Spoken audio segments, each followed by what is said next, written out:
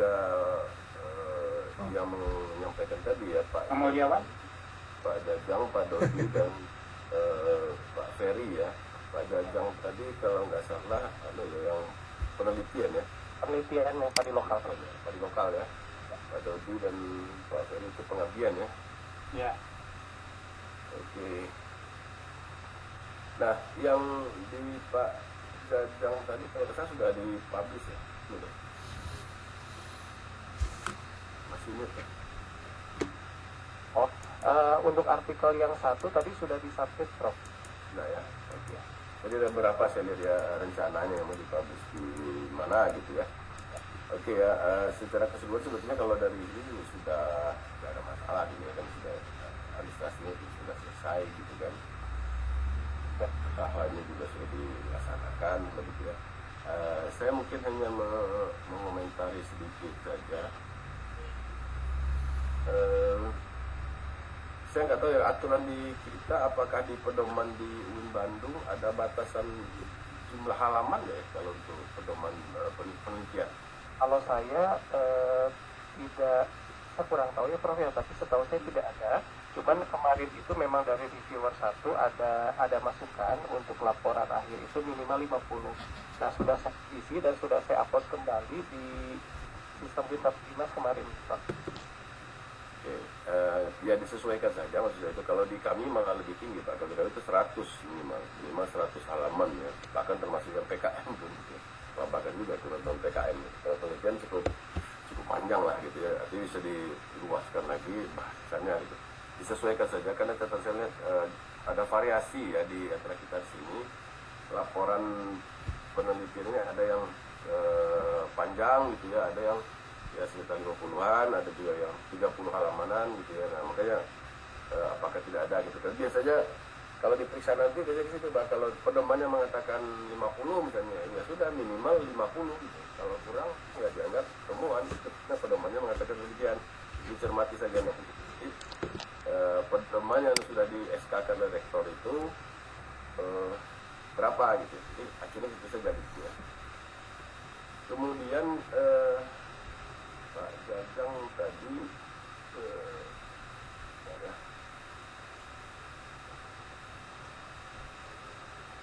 kalau logbook sudah ya, sudah sebetulnya.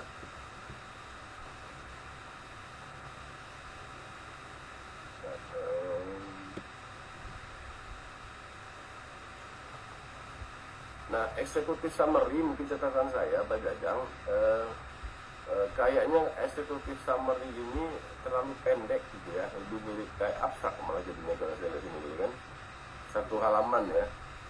Biasanya eksekutif summary ini memang dia sebuah ringkasan untuk dibaca kelompok eksekutif ya, dia bisa dibaca secara singkat selesai gitu ya, tidak menyusahkan mereka lah kira gitu. Nah cuman biasanya ada aturan gitu, makanya kembali kepada pedoman. Di pedoman biasanya berapa ya, kalau yang umum sih yang lazim ya eksekutif summary biasanya antara 5 sampai 10 halaman gitu ya. Yeah. Biasanya gitu ya, saya nggak tahu kalau di UIN Bandung ya, karena dia sudah memasukkan juga situ latar belakang singkatnya, kemudian apa yang dikaji, kemudian metodenya dan temuannya gitu. Beda sama abstrak. Abstrak kan dia memang ringkasan yang pendek sekali ya, kalau ini kan lebih panjang. Nah itu mungkin perlu dicermati. Di lapor, saya nggak tahu terikatnya buku BRSBN sudah diproses juga Pak Jajang. Kalau misalkan di skema saya itu di juknisnya tidak ada tagihan. Ya. Nggak ada memang. Tapi memang nggak ada sana ya? Tidak ada Pak. Nggak ada ya. Oke. Di laporan akhir ini saya melihat apa ya? Mungkin belum dilengkapi atau gimana ya? Di sini saya belum menemukan di laporan akhir ini. Di kesimpulan tuh banyak kesimpulan saja gitu. Jadi belum ada saran rekomendasinya apa gitu ya. Nah, sebaiknya mungkin ditambahkan saja. Kemudian kesimpulan itu sebaiknya merujuk langsung kepada rumusan masalah gitu ya. Jadi tidak usah per poin ya. Misalnya penyebaran itu kemana gitu. Di daerah apa dan bagaimana gitu. Nah, artinya secara teknis sebenarnya kalau substansi dari laporan ini tentu bidang keilmuannya Pak Jajang ini sudah menunjukkan itu gitu kan. Namun ada hal-hal tertentu misalnya kayak ini persebaran itu tentu ada aspek-aspek lain selain dari aspek teknis ya, saya aspek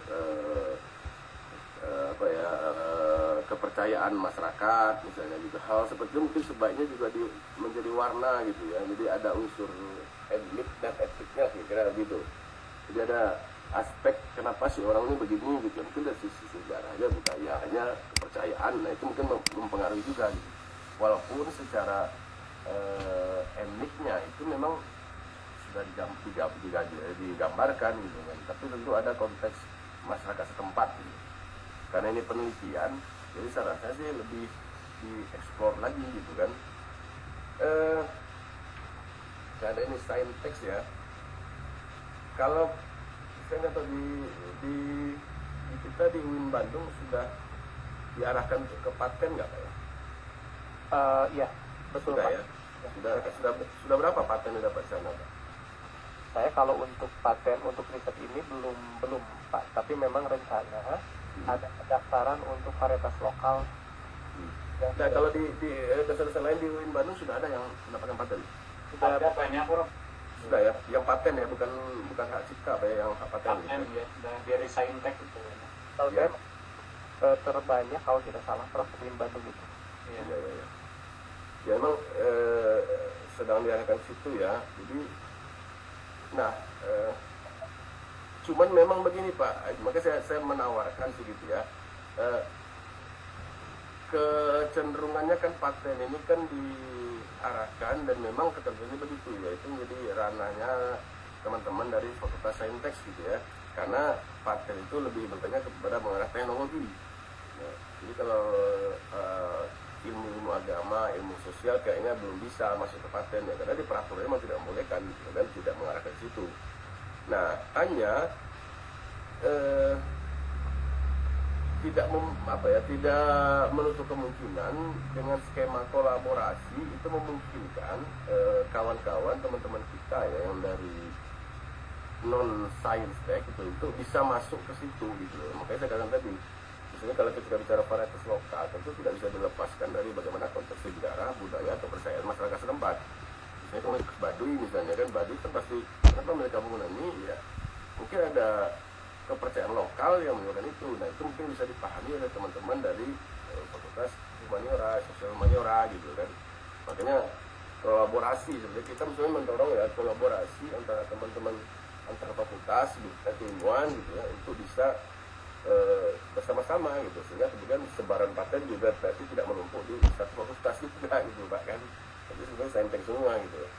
Sama dengan kami juga seperti itu, semuanya ke saintek juga gitu. Tapi memang diarahkan untuk bisa agar dikolaborasikan. Saran saya sih begitu Pak ya, jadi bisa dijadikan sebagai saran juga nanti di penelitian ini bahwa untuk ini bisa diarahkan kepada pengakuan legalitas dari negara dalam bentuk paten gitu kan, kemudian juga kajian kolaboratif yang juga mengarahkan ke situ. Ini begitu sih Pak. Ya baik, terima kasih.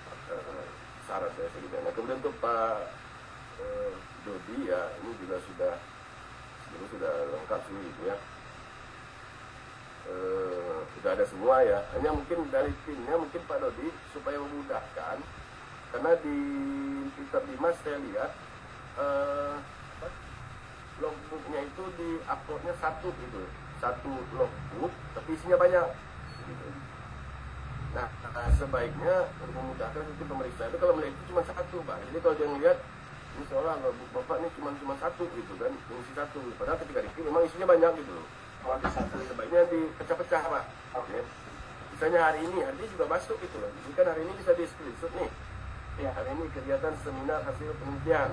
Sudah di screenshot dan dijelaskan secara sendiri masuk dalam rangkaian proses pengabdiannya gitu kan. Jadi, per poin-poin.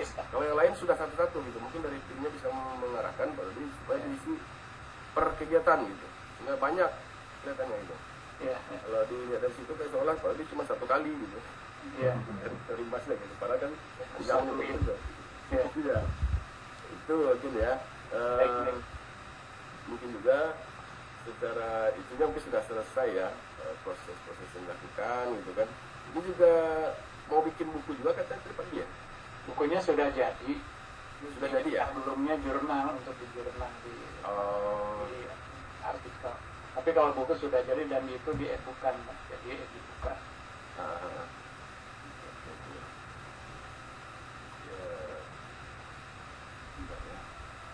Nah ini mungkin ya karena dia jumlah halaman cukup panjang ya, ini sampai 170 halaman kalau di laporan akhirnya gitu ya, memang sangat potensial dijadikan buku gitu ya.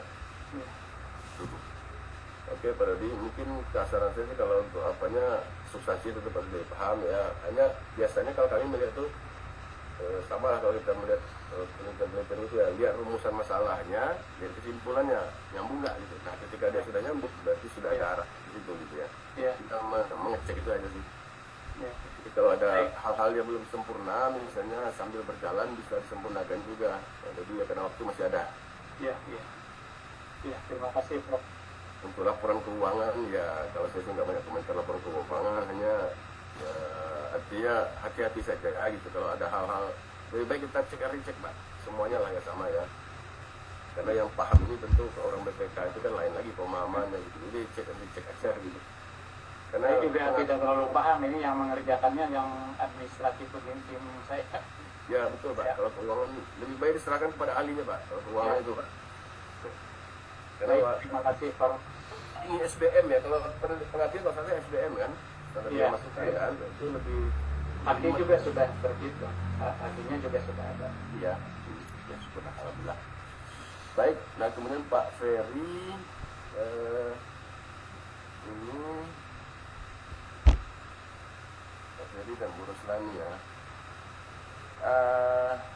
Mungkin juga ya, kalau saya sih singkat saja karena sudah lengkap juga sudah ini kan. Bahkan di sini juga sudah ada apa ya, laporan logbook juga sudah itu gitu kan. Itu sudah memadai sih sebetulnya untuk diselesaikan ya, diselesaikan. Tinggal nanti menyesuaikan saja hal-hal yang mungkin ya perlu dicermati lebih lanjut. Ini cukup ringkas, kalau laporan akhirnya di saya sini cuma 34 halaman, betul Pak ya? Betul, Prof. Nah, 34 halaman, tapi juga ke buku Pak? Buku nggak dimasukin sih, tapi kalau Ya, memang ya. diperbanyak halaman bisa panjang juga sebenarnya. Ya gitu kan. Ya kalau memang tidak ada persyaratan buku sih memang tidak wajib. Tapi kalau mau ya boleh saja gitu kan, sebagai nilai tambah dari kita gitu kan. Cuman begini mungkin ya saran saya, sebetulnya pengabdian itu kan ada hal yang berbeda dengan penelitian yang kemudian bisa kita luaskan gambarannya, yaitu bahwa pengabdian itu lebih cenderung ya, lebih dominan kepada penggambaran proses, bukan kepada hasil ya atau temuan. Beda dengan penelitian, kalau penelitian memang dia mencari apa temuan dari penelitian ini gitu kan. Tapi kalau pengabdian lebih kepada bagaimana kita bisa menggambarkan, menjelaskan proses pengabdian yang dilakukan itu secara detail, dan kemudian baru kelihatan hasilnya apa, gitu kan, capaiannya apa, bukan capaian gitu ya. Dari seluruh rangkaian itu sudah sampai di mana nih capaian yang sudah kita lakukan sesuai dengan kemampuan pendanaan tentunya. Karena ini kan metode PAR, jadi kan dan ini juga apa ya, cukup rumit juga gitu kan. Nah mungkin dari sisi waktu, sisi pendanaan ini mungkin tidak akan mencukupi apabila dinyatakan hasilnya sampai ke tahap akhir. Nah mungkin baru sampai di level mana gitu kan. Nah penggambaran proses ya, jadi saran saya sih bagaimana kemudian kita bisa memperkaya laporan itu untuk mendetilkan proses yang kita lakukan itu sebetulnya gitu. Nah untuk tahap ini mungkin karena soal waktu ya mungkin baru sampai di situ, tapi karena masih ada waktu sampai 1 bulan lagi untuk menyempurnakan, lebih baik itu disempurnakan Pak, digambarkan lagi kira-kira begitu, bahwa proses pengabdian itu begini loh, kendalanya begini, hambatannya semua begini, kemudian solusi yang dilakukan seperti ini, sampai kemudian capaiannya seperti apa gitu. Di situ gitu kan. Apalagi bicara konflik, di konflik kan rumit juga gitu kan. Nah, jadi sampai di mana sih capaiannya sudah kita dapatkan? Mungkin baru hanya sampai pemetaan, mungkin sampai hanya membangun kesadaran, sampai itu ya nggak apa-apa gitu. Kalau memang baru sampai sana kan, lanjutannya ya tunggu tahun depan gitu kan. Ajukan lagi gitu kan, lanjut. Karena pengabdian itu kan harus berkelanjutan Pak, tidak bisa selesai Betul. satu kali gitu kan. Itu mungkin catatan saya, Pak Ferry ya. Iya, terima kasih, Bang. Jadi secara keseluruhan sudah oke lah, ya, aman lah. Tinggal keuangan aja. Kalau keuangan saya kembali ke Pak Dodi tadi, serahkanlah kepada ahlinya gitu ya. Ya, saya itu lebih detail gitu kan. Mungkin ada angka, ada apa gitu ya. Dicermati saja. Ya, cermati saja nanti. Oke, terima kasih Pak Ferry, Pak Jajang, Pak Dodi ya. Sukses selalu atas proses-proses. Saya belum, Prof. Prof. Bapak sekalian, selanjutnya kita akan memulai yang kloter kedua ya, ini yang terakhir sebenarnya. Yang belum ini Pak Mulyawan, Pak Dindin ya, sama Ya, saya belum. satu lagi ya. Oh, Saya- Pak Dindin duluan ya. Langsung booking nih Pak. Oke lah kalau gitu ya. Sekali lagi terima kasih Pak Rendra. Silakan Prof Dindin untuk menyampaikan. Terima kasih. Silakan Prof. Baik, terima kasih. Cepat minta nih, Pro. Assalamualaikum warahmatullahi wabarakatuh. Salam. Yang saya hormati Pak Yunija dan teman-teman bersama peneliti. Riset saya fokus pada dakwah digital di pesantren. Pertanyaan utamanya adalah bagaimana strategi pesantren dalam merancang dakwah digital. Di strategi dakwah digital itu seperti apa dirancang oleh pesantren di era digital baru. Yang kedua pertanyaannya adalah apakah identitas kelembagaan pesantren itu memengaruhi arah dan gaya dakwah digital yang mereka tempuh. Dan setiap pesantren itu punya latar belakang kelembagaan, biasanya berbasis ormas ya, ada media, terus dan lain-lain. Apakah identitas kelembagaan ini ada pengaruhnya terhadap arah dan gaya dakwah digital yang mereka lakukan? Yang kedua dan pertanyaan yang terakhir adalah sebetulnya peluang dan tantangan apa yang mereka hadapi ketika mereka membangun dakwah digital di ruang maya. Tantangan dan peluang yang akan selidiki itu. Riset saya menggunakan pendekatan kualitatif ya, dengan analisis tematik berbasis perangkat lunak di bawah 12 ya. Jadi kami menghimpun datanya melalui wawancara mendalam FGD ya. Kemudian observasi langsung yang kita lakukan dan betul-betul menghimpun dokumen-dokumen pesantren yang relevan ya. Nah, untuk memudahkan analisis setiap peran yang terlibat dalam pengembangan dalam digital itu kami memberikan kode. Misalnya wawancara itu NVDA kami beri kode K ya, seperti S, alumni A, dan seterusnya. Nah, kita mengambil hanya 3 pesantren di Jawa Barat ini yang kami asumsikan merepresentasikan kelembagaan tadi ya, khas kelembagaan tadi, identitas kelembagaan tadi. Pertama kami ambil pesantren Al-Furqan Muhammadiyah di wilayah Cirebon ya. Kemudian yang kedua adalah pesantren Benda, pesantren Persis 67, dan yang terakhir pesantren Yasfida dari Sukabumi. Jadi ini mewakili 3 identitas kelembagaan khusus NU dan Muhammadiyah ya. Setelah prosedur riset yang kami jalankan, kami menemukan pertama untuk pesantren Al-Furqan kami temukan dia menampilkan model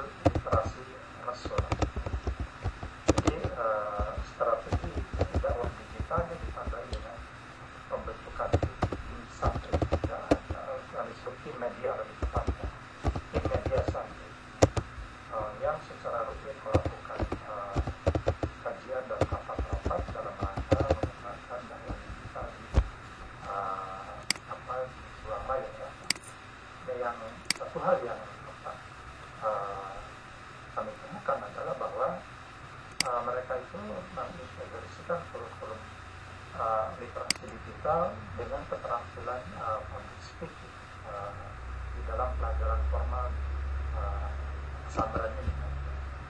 Yang kedua, konten dakwah Al-Qur'an itu diproduksi secara beragam. Ada kajian tafsir di YouTube misalnya, ada video pendek di TikTok misalnya, atau ada arsip-arsip dakwah digital melalui website pesantren. Menariknya, meskipun modern dan sistematis, tapi Al-Qur'an ini tetap menjaga keseimbangan antara tradisi kitab kuno dan kitab kuning dengan tradisi modern, sehingga dakwah digital tidak menghilangkan akar keilmuan klasik. Gitu. Biasanya kan kalau kitab kuning itu khas NU, ya, tapi ini pesantren berlatar Muhammadiyah, tapi mereka setia pada filos, itu yang menarik. Kemudian pesantren Persis 67 itu kami melihat strategi dakwah digital mereka adalah bersifat struktural argumentatif. Ini sesuai dengan ciri khas lembaga Persis sebagai sebuah lembaga dakwah. Jadi dakwah mereka lebih berbasis tulisan atau dakwah yang sama.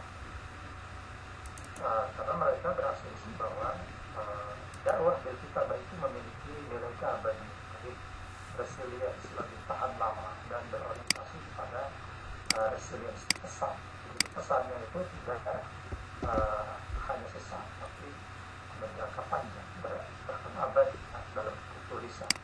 Jadi tidak selewat sepintas. Nah, setiap konten sebelum ditayang itu diperiksa secara ketat oleh jajaran kiai mereka untuk memastikan kesesuaian dengan mazhab mereka, baik dari segi tafsir, fikih, terutama dalam kajian hadis sebagai kelebihan persisnya. Jadi memang mereka pernah mencoba sistem grafis, tapi tetap prioritas utama mereka adalah pada karya tulis ilmiah yang dikembangkan dalam dua pada mereka. Orientasi kelembagaan Persis memperlihatkan bahwa lembaga ini tetap menekankan otoritas teks dan konsistensi ideologi dibanding dengan publisitas dan popularitas. Dan yang ketiga, pesantren Yasfida yang berlatar Nahdlatul Ulama itu dia mengadopsi dakwah digital dengan model kultural partisipatoris. Jadi santri diberi kebebasan berkreasi, misalnya mengemas dakwah digital melalui musik tradisional Sunda, folklore, mungkin meme Islam atau podcast. Tetapi di sini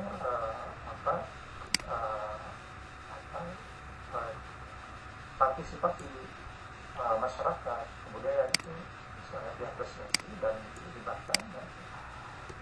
Yasfida lebih dekat dengan generasi muda dan masyarakat desa karena kebijakan yang kultural partisipatoris itu. Namun tentu keterbatasannya adalah sebagaimana kebanyakan lembaga itu infrastruktur, konsistensi unggahan yang kadang-kadang muncul, kadang-kadang ada beberapa waktu tidak muncul gitu. Nah, namun demikian identitas kultural Yasfida justru memperkuat